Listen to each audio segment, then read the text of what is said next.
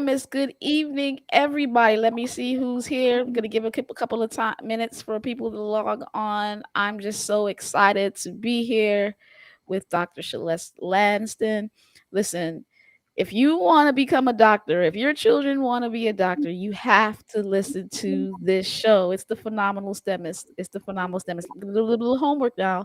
Remember, if you want my book, there's the Phenomenal STEMits. It's available on Amazon. If you're here in the Orlando area, just come see me. Find me. I'll get you a book in your hand. It's so important that you prepare your children, prepare yourselves to be successful in STEM. So always remember, feel free to do that. And those of you who want STEM camps, etc., you can find me also on www.phenomenalstemist.com. Thank you so much. All right, that's the homework for today. We're going to get right into uh, our show, Phenomenal STEMist. I do hear a little bit of feedback, but it's not always, so it's going to be okay. Okay, very good. Hi, Celeste. How are you doing? I'm good. How are you? Hailing from All California. right. Uh, all the way from Cali. This is Dr. Celeste Ladson, MD, FACP. You got to tell me what that means, but we'll talk about that a little later. Okay. She's a graduate of Brooklyn College, also known as BC. CUNY. CUNY stands for City University of New York. What did you get your? You could talk about a little later what you got your bachelor's degree in.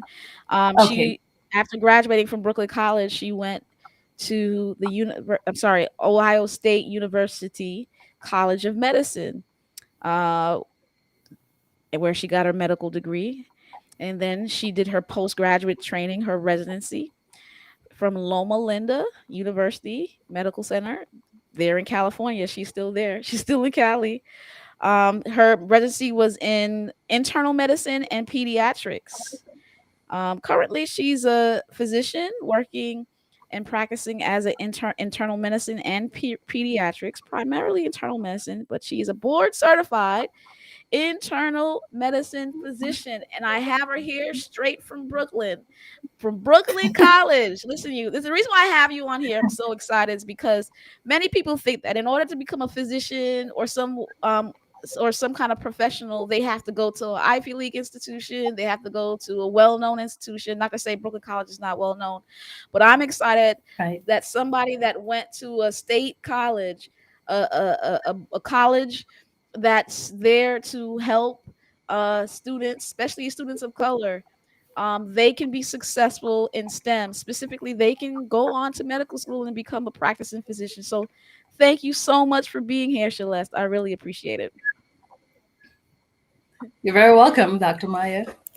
it. Okay. So opportunity to be here and pretty much spread the word as to how you too can become a physician.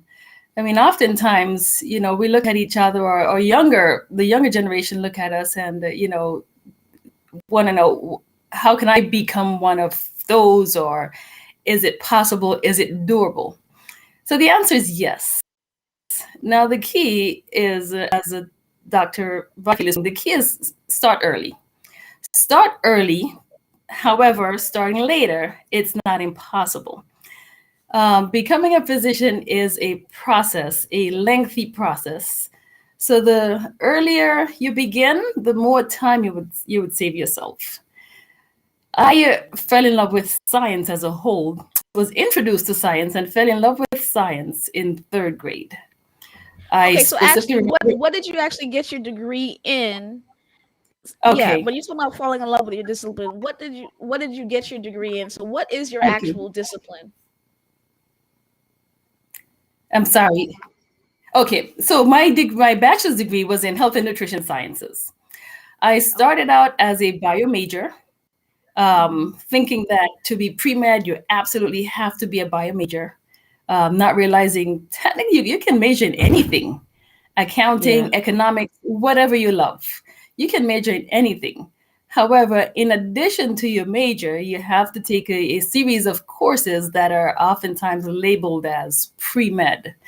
And like Dr. Meyer I remember clearly her saying, "Don't tell me you're pre med until you've done these courses and you're you've had a solid a solid background and a decent GPA in these courses, because Right. everyone It's so starts out true. pre med.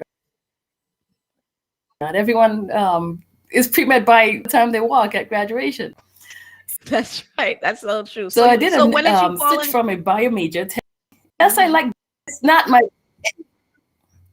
so after my first year in college, I was a bio major, and classmates, she was in my math class, pre-calculus at the time. What are you studying? Just curious. And I asked what major, Christian Science. So pretty much it's a combination of public health. So, in health and nutrition science major with the focus. Granted, for me it was good because yes, I did nutrition. Most medical.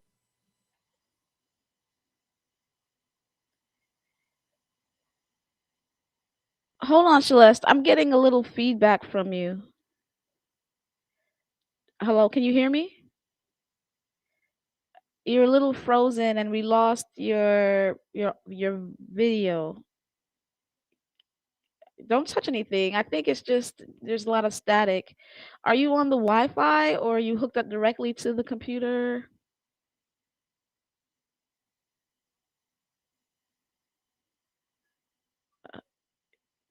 Yeah, I just think it's just talk again. Continue to talk. Okay, it's buffering. The Wi-Fi is buffering. Okay, I hear you now. Can you hear me okay? I hear you good now. It's good. Okay, and videos. The video was good. Yeah, it Okay, was just yeah, the it was, the Wi-Fi was Mhm. buffering. Okay, the voice. So that every medical school nutrition. Some do, and even those who do, it's just a very small aspect of it, independence versus a real focus course like everything else. So, having gone through the health and nutrition sciences in addition or parallel to the actual courses, and would you go more into that? What the No, pre-med I courses mean, are, or no? yeah, no, you don't have to go into the courses. Just like when did you fall in love with it? You were talking about Okay. how when you were third grade or something like that. Yes. So, made the decision to become a doctor in third grade. Fell in love with science in third grade, but in college made a decision to be a nutrition sciences major around 1 year.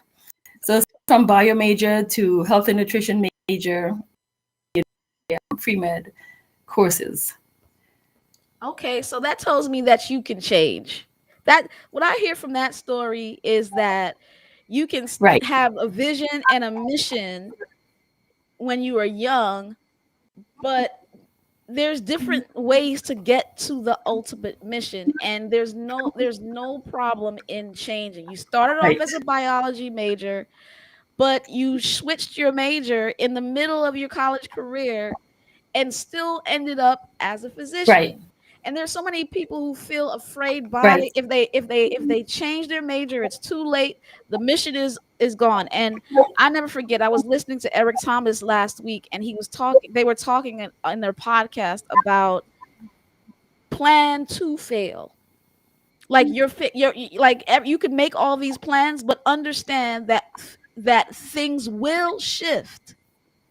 Like they talk, like, example about when the Navy SEALs make all these plans. It's very important to make plans, but they understand that with all the planning, there is going to be something that fails in the plan. It's not going to go exactly how you think it's going to go. They go with that mindset. They actually have that mindset that it's something's going to go right, different than how we planned it.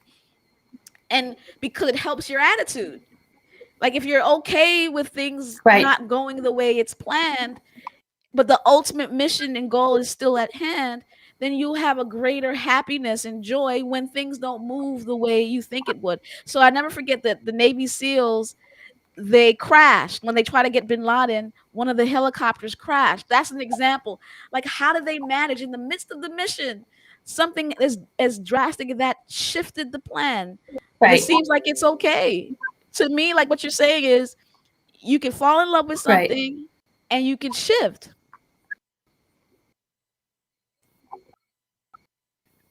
That's correct. Oftentimes, the shift in the plan works best. May not be, like you said, the initial course, but sometimes that shift in the course works out for the best. And even though you change major, you still haven't lost the credits or the knowledge from the courses you've already taken. So there's always some benefit. I love that. I love that. I love that. All right. So my next question to you is, what tools did you use to discipline yourself to succeed, whether as a biology major or health science major or a pre-med or medical student? Like, what did you do?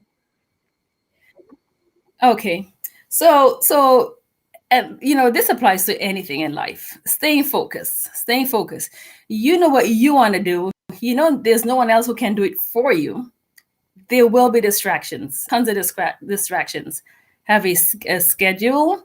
Remember your goal. Remember your goal, and remember whatever distraction is there. You have to stay on path to get to your goal. Now, the reason I'm saying this is, your GPA counts. It's not the end all, but it's really important. So going through freshman year, blowing it off in parties or other recreational activities, knowing that, well, I still have to give account to myself. Is this a distraction, or is it enabling me to achieve my goal? Now, granted, you still have to, is important. You need a balance. So what I did, I stayed focused on studying from Sunday to Friday afternoon at 1 o'clock. And I'll explain to you why 1 o'clock on Friday. Okay. And from 1 o'clock on Friday to Sunday morning was my time. No books, no studying. And that's my Sabbath, right? So my lab courses, chemistry, physics, biology lab courses ended at 1 o'clock on Friday. Wow. Go home, tidy apartment, do my grocery shopping, and prepare for Sabbath. That was my time. And it was a time to refresh and recalculate, at least for me. Some short-term goal each week to focus, to keep me focused. Okay. So you literally you didn't do anything for a whole day? Like, Right. what? That was my Sabbath. That was my my recreation Wow. time. No books on Friday afternoon. My books are packed up. Church on Sabbath, and then Sunday morning start afresh. Wow, That was wow, my wow, wow. my short term what should I say, short term delayed gratification. Even in medical school? Like, Even in medical school, and wow. I'll tell you this: in medical school, um, tons of work to be done. Test is coming up. We were tested every 3 weeks. Every 3 weeks we were tested. And in medical school, I said, you know what? This Sabbath, I really need to get some work done. Yeah, yeah, yeah. And that one Sabbath, I studied, and I failed the test. Uh, The one test that I failed is the one that I, broke, the time that should have been spent in focusing on, a higher power. wow. And regrettably so, it didn't work out. So it didn't pay off for me. It didn't pay off for me. Was it punishment? I don't know. Was it because I didn't get that time to relax and recuperate? Probably. To your Yes. point, the purpose of the Sabbath, because I also am a Sabbath keeper. The purpose of the Sabbath is to rest your mind. It literally, like, you're not Right. supposed Right. to be studying 7 days a week. It doesn't help you. And as you see, like, Right. when you did it, it didn't help you. And so, wow, that's an Exactly. awesome It probably did story. hurt. Right. Right. Yeah, yeah, yeah. Okay, so you focused a lot. You had tools to focus, Yes. and one of which was literally to rest your mind each week. Right. Right. Wow, wow, wow. Okay, Right. all right. And rest isn't laying in bed. It's doing what you enjoy. If you enjoy hanging out with friends, going to church, getting a good laugh, going out to dinner, those type of things. Awesome. Whatever you enjoy doing. That's an awesome story. Okay, so rest doesn't always mean to sleep. It means to play. Right. And I remember saying like you just Sleep is important. sleep is important. Yeah, that's one thing I did Right. when I was in college. I slept. I always would get Yes. 7 to 8 hours sleep. I tell my students that. How are you sleeping? Yes. How are you sleeping? And some of them tell me Right. I'm not sleeping. I'm like, well, Right. y- I go ahead. yes. We underestimate the power of sleep. One study actually showed that sleeping is actually like hitting save. When you study, sleeping is like hitting save. So if you're there was actually one experiment that showed one group who was sleep deprived, another group who was well rested and no caffeine. Sleep deprived group was on caffeine, and the group that they took the same test, and the group that was not sleep deprived actually did 40% better than the group who was sleep deprived. So sleep is important. Wow, wow. You said like sleep is like pressing save. I thought that was deep. Right. Sleep is like pressing save. Okay, okay. It literally helps you remember. Exactly. Exactly. That's If I don't know if anyone realizes, but sometimes just sleep deprived. It's harder to think. Basic things. Where did I put this? Where did I? What's on my to-do list? It's harder to remember even in our daily living. When you're sleep deprived. right. Yes. So powerful, so powerful. Okay, so let me ask you another question. What were your challenges in school? What were your major challenges? So my biggest challenge to say is in undergrad. Most of my family was still in the Caribbean, and even in medical school, left for medical school, left them in New York. So that separation from family, a system that was a challenge. That being said, there was other church folks who stepped in and gave encouragement, gave support. Filled in as new family members. So that was my biggest challenge, especially in medical school. The more stressed you are, the more you need your family, the more you need your friends. So that was the biggest challenge for me. Wow, so you migrated here to America from the Caribbean, and you know you Right. you needed family. That's you could get lonely. So you said, so how did you manage those Right. challenges? How did you manage? Like I remember when I went to Well, graduate school. When I went to graduate school, I literally came back home for that purpose. I wanted to be, if I wanted to be right. home for mom's good cooking. How did you manage being away from family in medical Yes. school and in undergrad? Well, church became my family, right? Mm. And for a lot of us, that's where we have our friends. That's where we develop friendships, relationships. So church became my family, and traveling back to the Caribbean, that's not a hop and a skip, right? For especially for a college student. So so church became my family.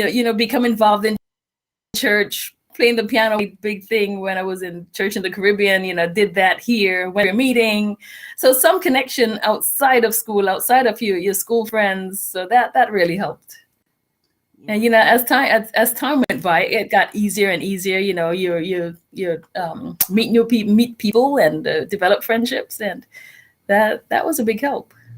Yeah, it relationships are crucial to being excellent in school. I mean, Right. sometimes people feel like forming relationships can be a deterrent, but I really, really believe that connection gives peace, and a peaceful mind really gets or gives encouragement to study, like do well in school. Like you could do well in school when your mind is at rest. And so, like you're saying, the church Right. relationships formed in the church, healthy relationships formed, are so crucial, especially for those who migrate. I really just want to talk about how you went to how Brooklyn College was so important for immigrants. So my mom and my dad went to Queens College. They went to Queensboro Community College, and then they went to Queens College as an immigrant. They didn't go to the university that I went to, let's say. What was Right. the value in that? Talk a little bit about Brooklyn College and how it was valuable to you. Okay. So Brooklyn College, it's a well-established institution. You know, some call it the Ivy League of Brooklyn, True. but it has a solid reputation. Now, that being said, it's also known as a commuter college where most students are working. Like myself, I had to work throughout college. Most students are working. They offer pre-med classes were in the daytime, but if you absolutely had to, there were some classes at nighttime, and so it Yeah. offered some flexibility. So I took most of my classes from earliest class 8 a.m. until 12 or 1, and then after class I would work from 1 to 8 or 1 to 9, about 3 days a week.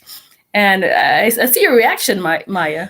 But you know, the saying goes, if you want something done, find a busy person and they'll get it done. Wow. And you know, That's, I mean, no, what you're saying is uh, so encouraging because a lot of my yes, students, my institution is also a commuter college where students don't live there. They yes, work full time. They're mothers, they're older right, students, and they feel like there's no way I can make it. And I'm trying to tell you, like right, Celeste is an example that Dr. Latson, she's an MD, FACP. She went to a commuter institution, she worked for, and went to school. You're saying that being right. busy can help you? That's what you're saying? Yes, yes, that's exactly what I'm saying. Okay. And another example, some of my best semesters actually, I took more credits. Yes. Um, 12 credits, good grades, A's, a beat maybe trickling in. But some of my best semesters, I took 16 credits, 18 credits. Some of my most solid, most successful quarters actually took 18 credits.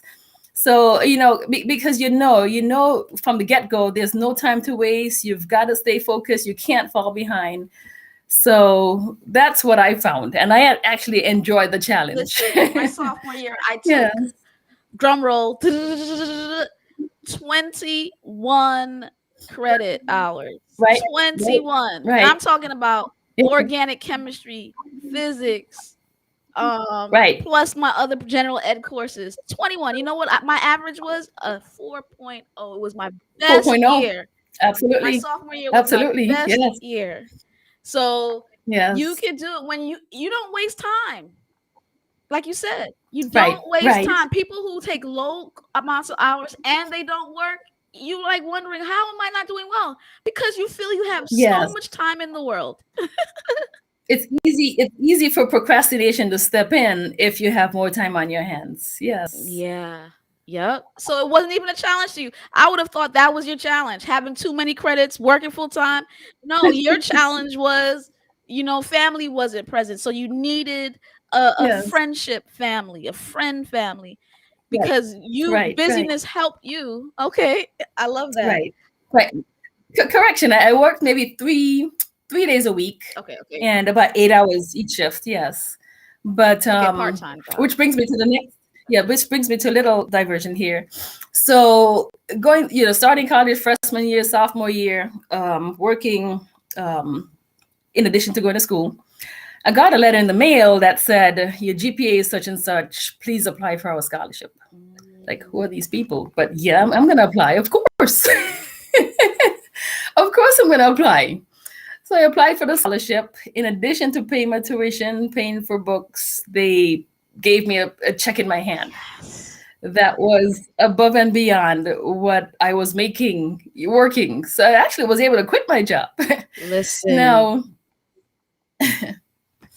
no, I did quit my job that I had to take the train to the Bronx. That was at least an hour, maybe an hour and a half if it's a long, if the trains are stuck.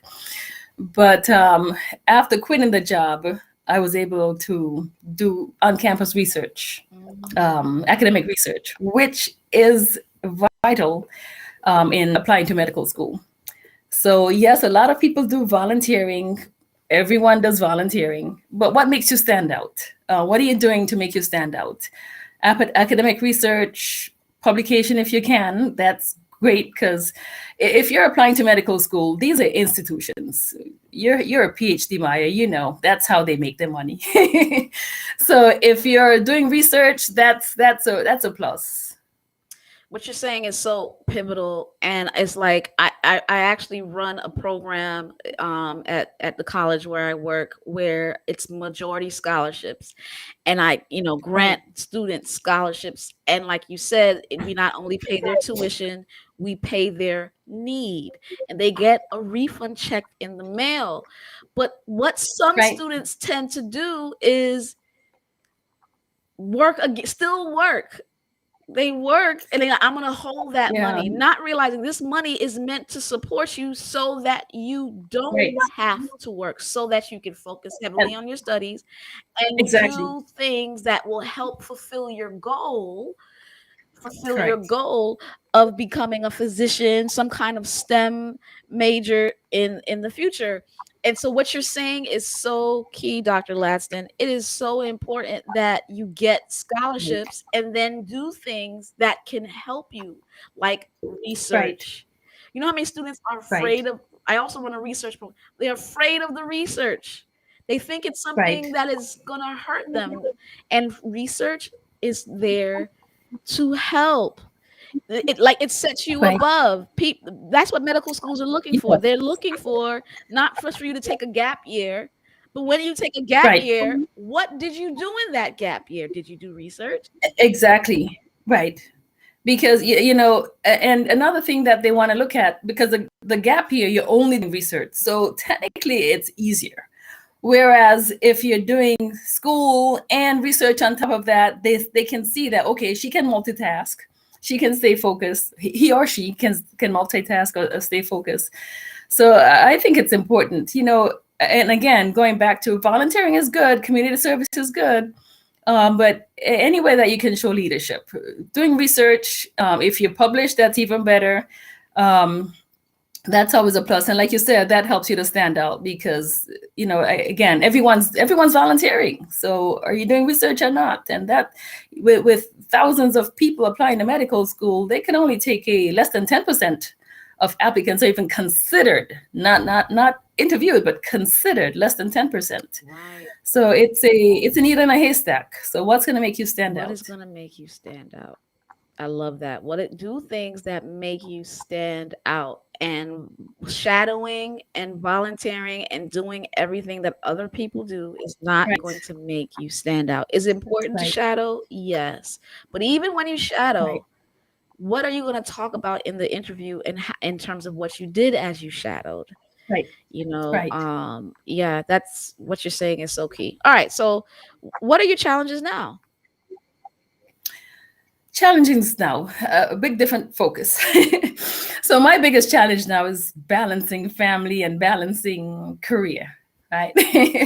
And that's an ongoing process for most people, any career. Most of my colleagues talk about the same thing, because there's enough work to keep you busy for 24 hours of the day. Mm, So how much are you going to dedicate to work? How much are you going to dedicate to school? I'm sorry, to family, to your own personal being, because self-care is important. Yes, you're busy helping other people, but if you don't take care of yourself, then it's just not possible to take care of anyone else. So self-care is important. I like to strike a balance. You know, but you kind of said that helping. earlier. You kind of said, like, when you were in school, you took a rest day. You took a Sabbath. Like, it seems like that's been something that you've been working on throughout. It is. But even with a family, it's even more challenging, Mm. because my rest day then was what I want to do, but now my rest day now is what everyone else, how does what I want to do fit in with what everyone else wants to do. So it's striking the balance. But for me, spending time with my family, that's important. Yes. Yes, I mean, when you look at your Facebook page, your daughters are everywhere. So it's like, yeah, yeah, you love your They keep me family. going. They're my engine. They keep me going for sure. For sure. Okay, okay, okay. And you know what? You're not the only one that has said this. I've heard this from, Yeah. multiple people. Once you get successful, now it's time to manage your time and make sure that you Right. have a work-life balance. Make sure your family is taken care of. It's not just all about work. It's about Right. balancing. Wow, that's a Right. challenge. Okay, okay. Right. Thank you so much. Lastly, what's the favorite part of your career? What's your favorite part? So the favorite part of my career is what I've always wanted to do. See a problem, come up, investigate, come up with a solution, see results. Right. And I think that's most. I guess that's what science is Yeah, really. yeah, yeah. So being able to incorporate science with patient care, that's what gives me satisfaction. You see a patient with X problem, doctor have such as, they tell you about the complaints, they symptoms. You may need labs, you may not need labs, you may need imaging, you may not need imaging. But going through the process with them and going from what is it to here's what it is, here's the information that shows that. So for me, it's combining people care, It's interpersonal relationships with science. wow. That's what for me gives me satisfaction. Combining relationships with I don't know, Dr. Lanson, I don't know if you noticed this, but this is something that has seems to be something the pattern of your life. It's relationships have always been important to you, and science is how it has always been important to Right. you, and you're Right. literally in your job, your favorite part of your career is finding a way to blend your analytical Right. thinking with relationships with people. You see that? Right. It's crazy. And But now that you pointed it out. but yeah, so this has been an amazing career. I do want to ask you about, your residency. Like, so Okay. you got to medical school. So after you went from Brooklyn College, you graduated with health sciences and nutrition, it sounds like you said, Right. A and bachelor's degree. Yes. bachelor's degree, bachelor of science, and then you applied to medical schools and you got into Ohio State School of Medicine. Right. And you said it was tough, but you made it because you studied hard, but you didn't study too hard because you kept the Sabbath to rest your mind, right? And Right. you didn't just jump from medicine straight to working as an internal physician, right? You had to do a residency. No, What was that? that is correct. So after graduating medical school, you have to do what we call residency, which is technically postgraduate training in the specialty that you chose, whether pediatrics, internal medicine, neurosurgery, general surgery. So at graduation or just prior to graduation, you have to put out all these applications to the field that you choose, interview at different institutions, and then you go through what we call the match process, where you put which institute you rank institutions, they rank you, you rank them, and then they have this, I guess, a mathematical calculation as to where you end up. Mhm. Now, initially, I wasn't always internal medicine. Initially, I was actually general surgery. So I did a year of general surgery and realized, you know what, this probably is not the again plan B, right? Um, Probably not the path that I want to go. Getting up at 4 in the morning, being at work at 5 in the morning, rounding on patients, operating room at 7 o'clock, maybe leaving the hospital at 7. you know For me, what? there's no work life You know why? there. There's no work life. There's no family, and Right, relationships are very important to you. You see? right, right, right.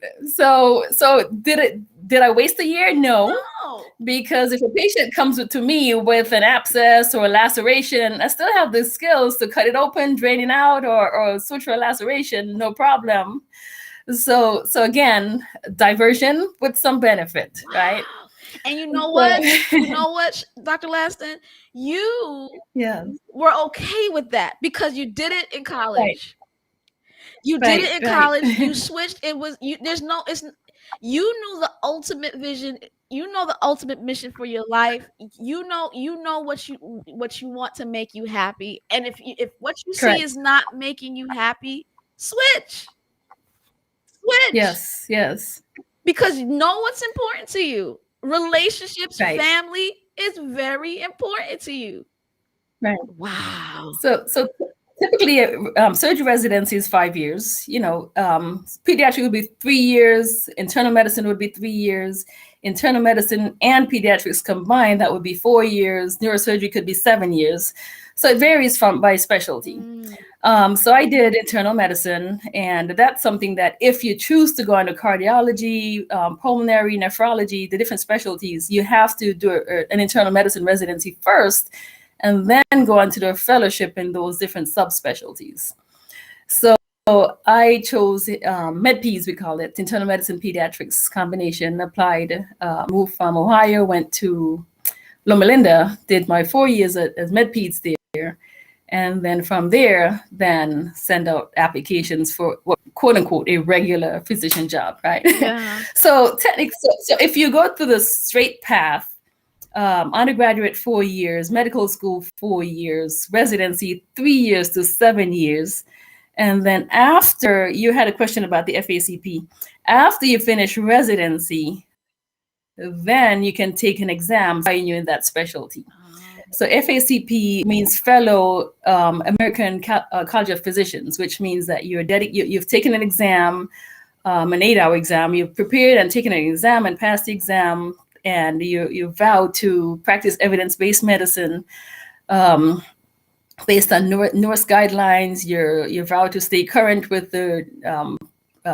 most recent practice guidelines, versus some countries, as long as you graduate with an MD, you don't even have to do a residency. mhm. You can just MD and you're on your own, hang your shingle.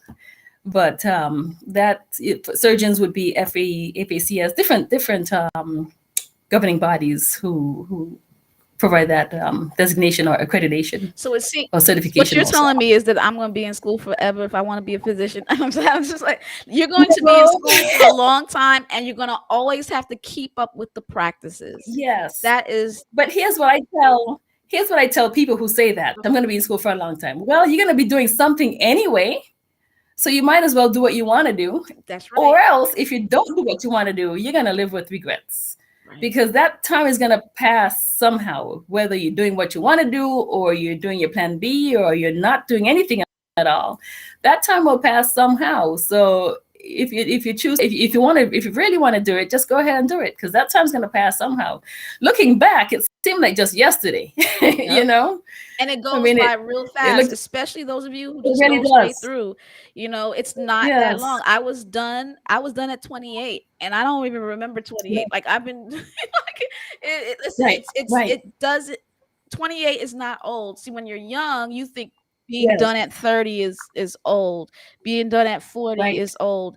My aunt went back to law school at 50. She went back to law right. school at 50 years old. Yes, She graduated at yes, 54 years old, and she's practicing. right, She is 90 years old next year, right. and Yes, she was a judge for 20 years.